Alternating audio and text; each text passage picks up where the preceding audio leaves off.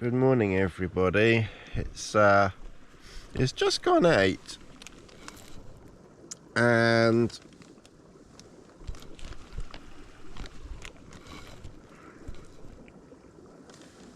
we've got water on.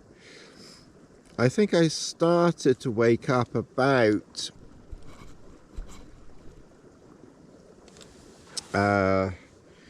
I don't know, 7:30, 20 to 8, and I thought, well, I'm not getting up at that point, so I kept my head down and I didn't fall asleep, which is probably a good thing, to be fair.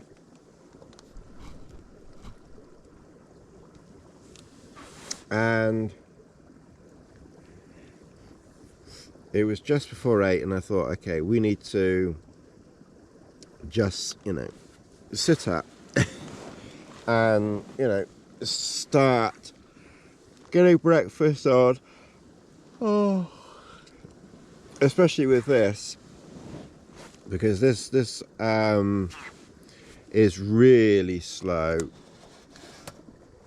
And I also have to keep an eye on this one, because for some reason, I don't know why, but it goes out.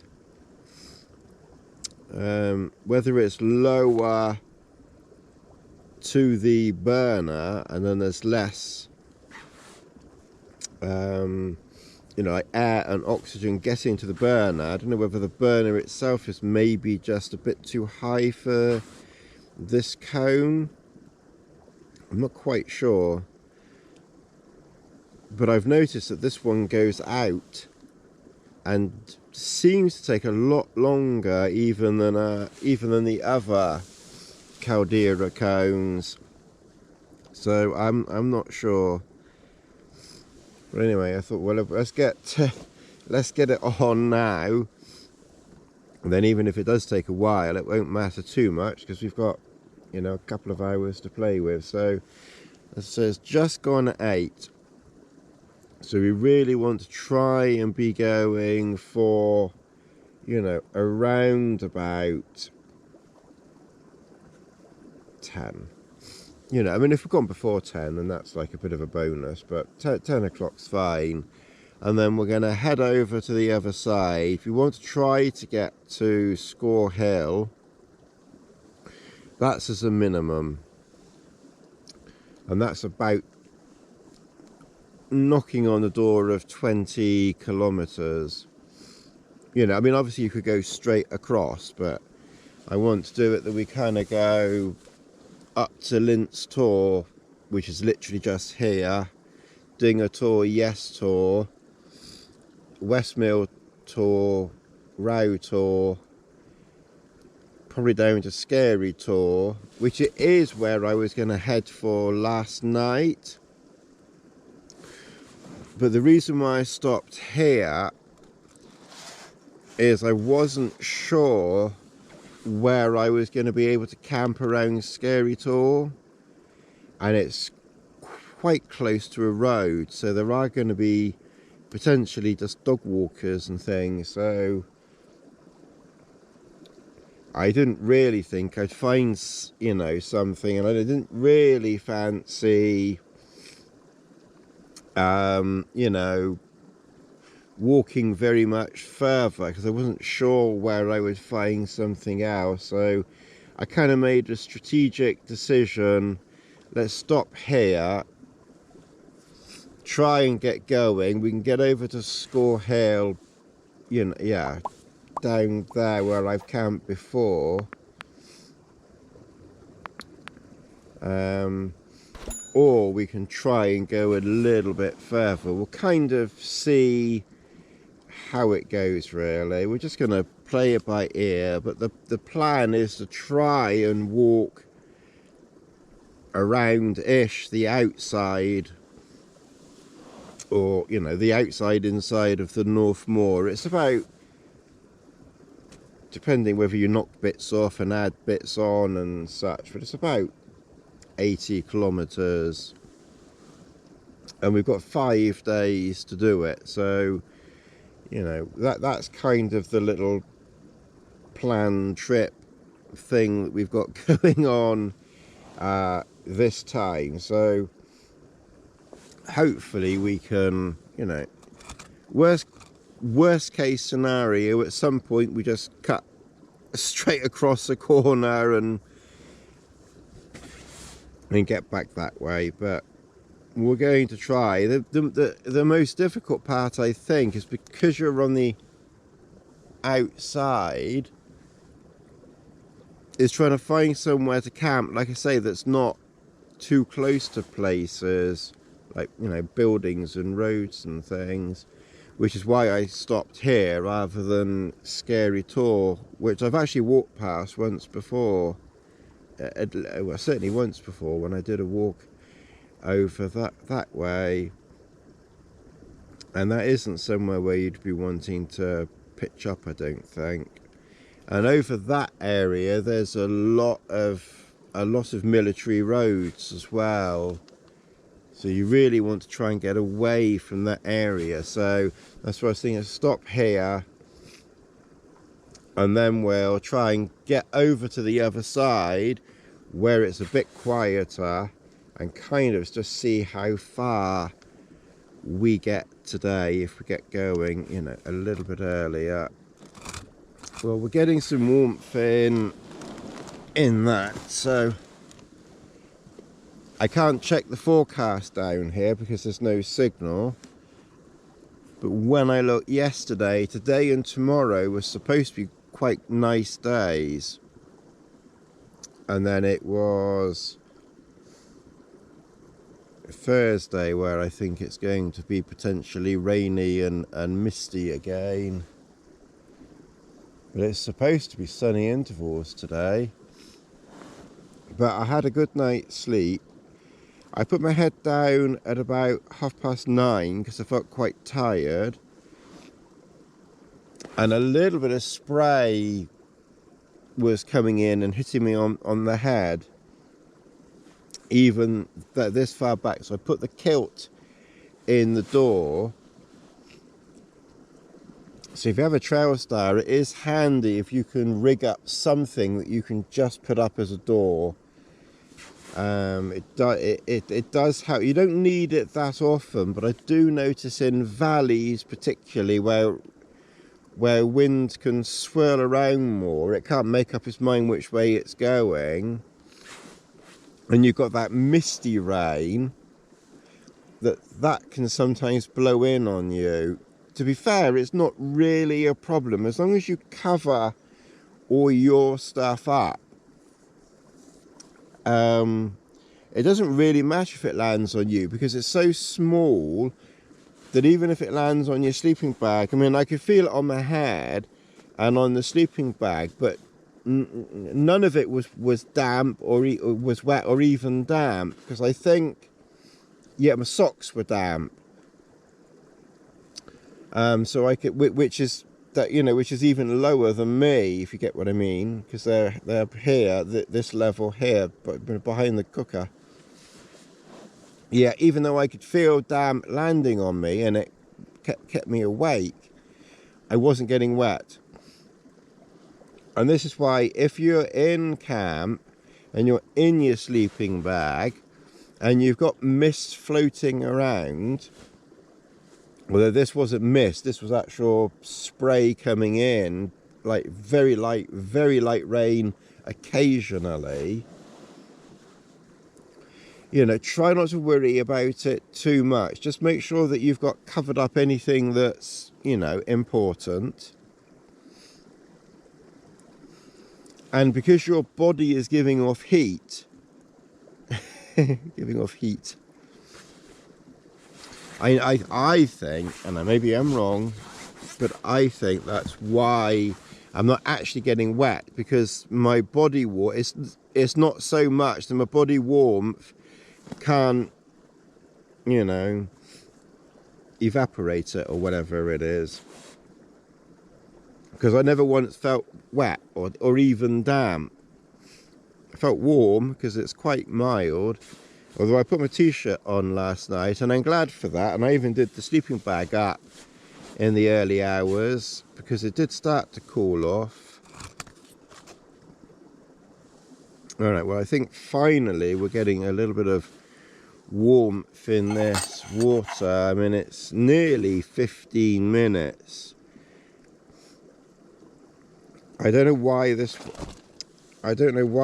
one is quite so slow.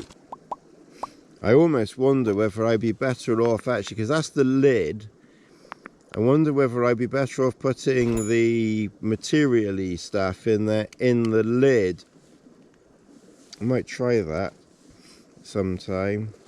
Yeah, so basically that's my tea. So I've just got to top it up, and then, because this is a very small pot, this is a 570 pot cup bowl.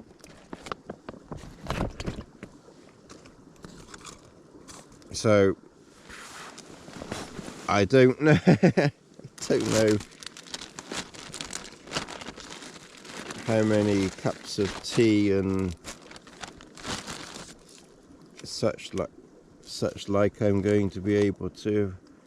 Obviously the next time it boils will be for porridge, so the porridge will just go straight in next time, and at this rate it's going to be half an hour, half part, you know, another 15 minutes.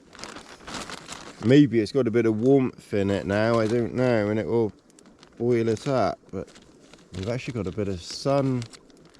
Like I said, it's supposed to be pleasant, so we will see. It's not roasting hot, that tea. I think it'll be drinkable, and that's after half an hour. That really is slow. That's very slow. I don't know why it's so inefficient. And it's not using the fuel any quicker. It's just not burning very quickly.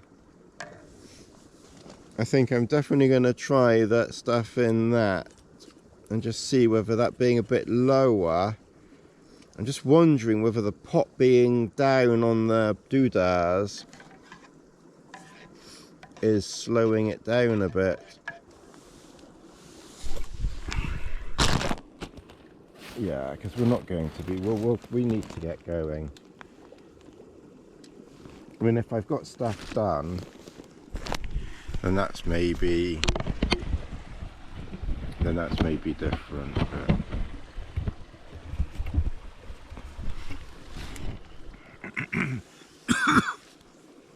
But okay, it's 8:30 and we're sitting up.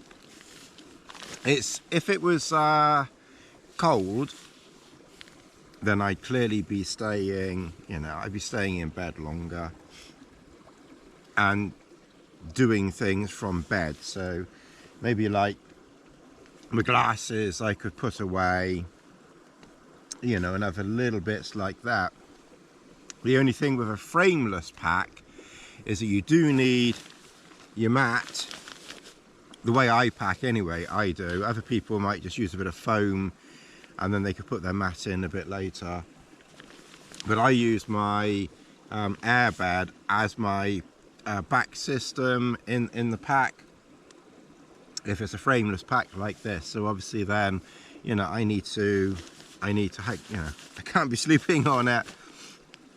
But as the weather is quite mild, I don't know if something's been nibbling on me or what. But as it's so mild now, we can, you know, we can sit up. It's another 15 minutes, and that second water still hasn't boiled yet.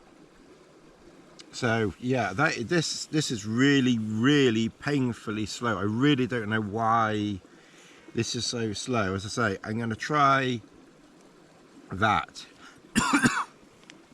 and just see whether that helps once that's kind of like finished doing what it's doing. In the meantime, I'm going to put my bed away,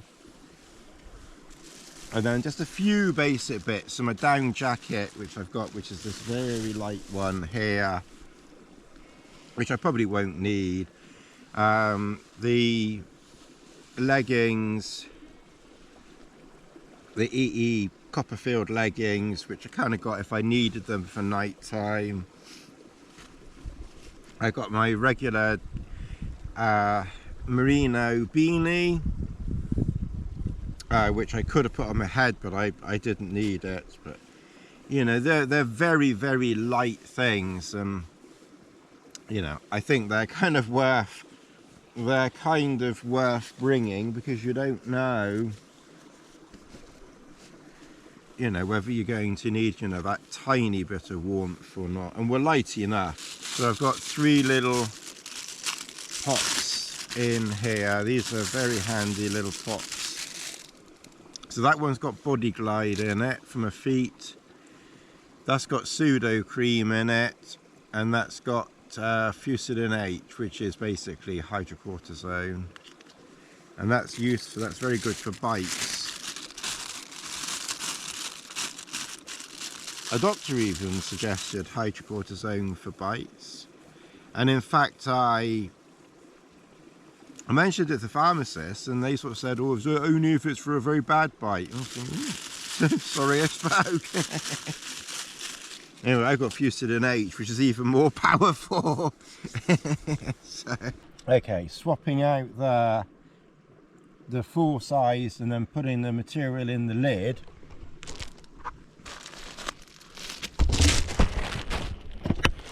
And it boiled very quickly, rather than like 15 minutes and not getting anywhere hardly. It was boiled in, you know, absolutely no time at all, you know, minutes. So this is the outside of the Trailstar. We got a pretty decent pitch last night.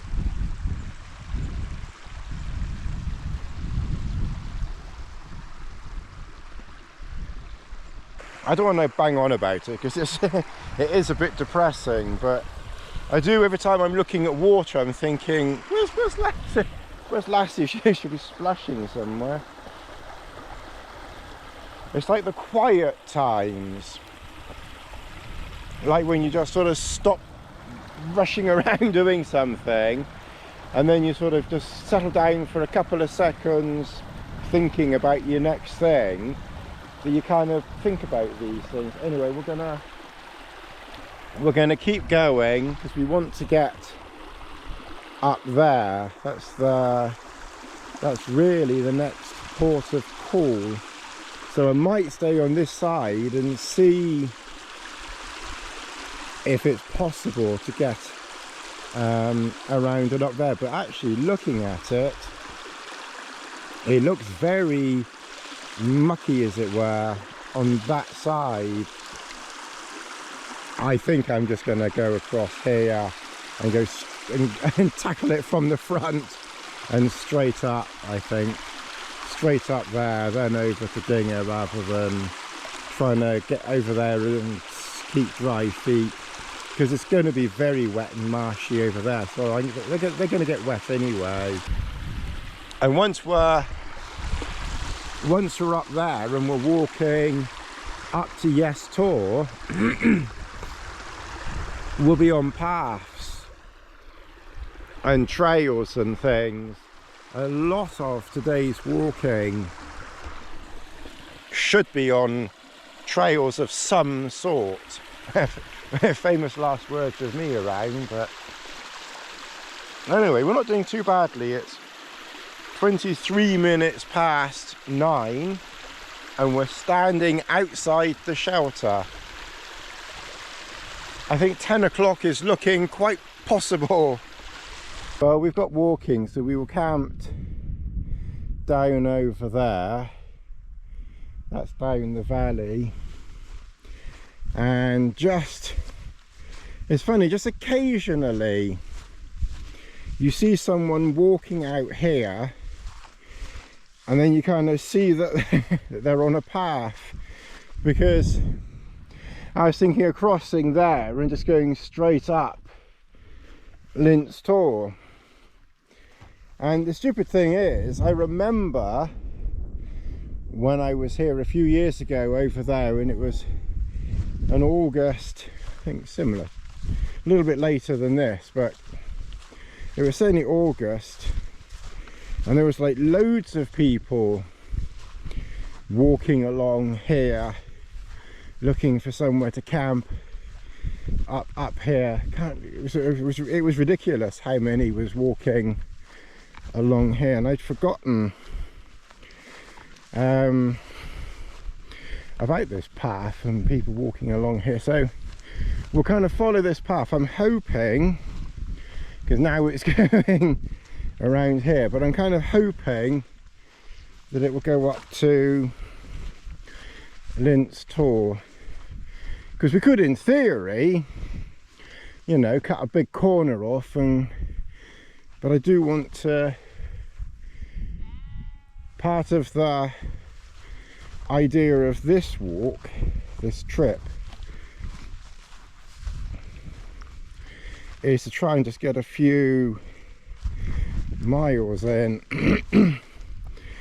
And I probably will, I might cheat occasionally and cut the occasional mile off here or there, but generally speaking I want to try and, you know, walk around, you know, give or take,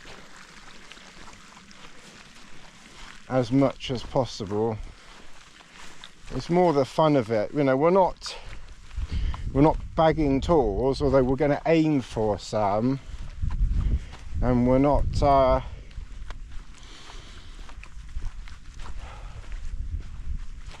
you know, and I don't have any, you know, I don't have to do exactly 80 kilometers in the 5 days, but that's kind of my, you know, my approximate aim,